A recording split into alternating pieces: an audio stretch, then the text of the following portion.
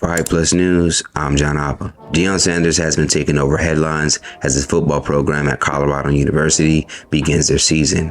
Currently, the Buffaloes under Deion have a 3-0 record, which has already placed the team in a better position compared to last season where they only would win one game. Sanders, who is also joined by his sons Shadar at quarterback and Shiloh at safety, has been creating a much larger conversation than what's taking place on the field.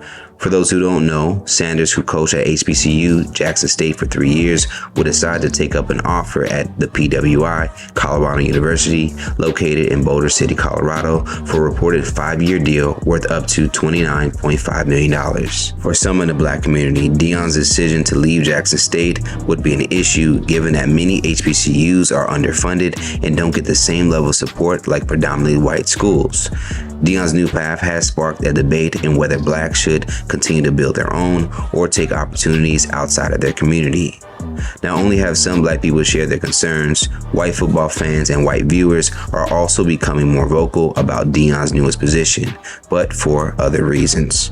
Reasons that many blacks instinctively feel, which is the constant rejection or limitations systematically placed on them on not wanting them to succeed beyond their white counterparts.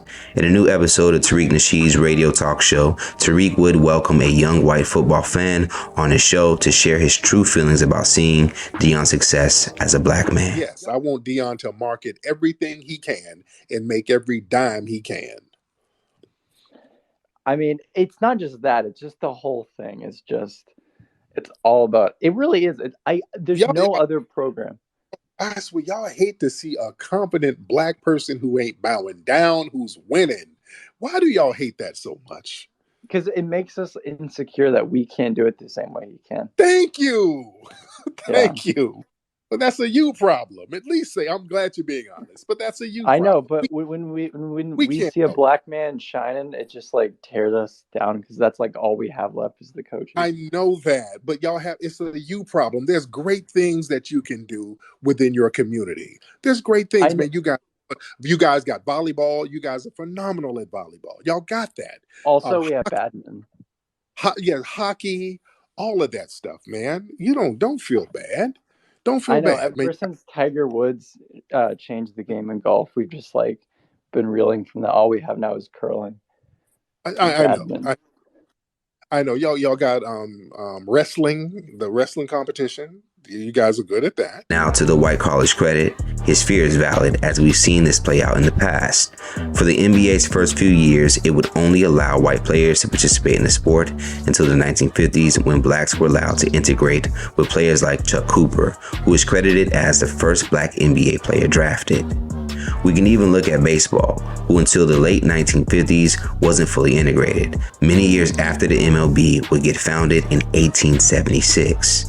So if you look at both sports today, its greatest athletes and competitors have been black players.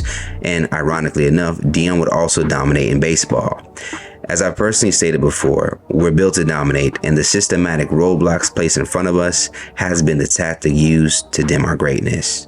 Let's talk about it more in the comments below. What's your thoughts on hearing this admission from the white collar, and how do you view Deion's current success at Colorado University? For more news in comedy, culture, and sports, be sure to subscribe here to our YouTube channel and follow Hype Plus across all social media. Plus, look out for new original content coming to HypePlusTV.com.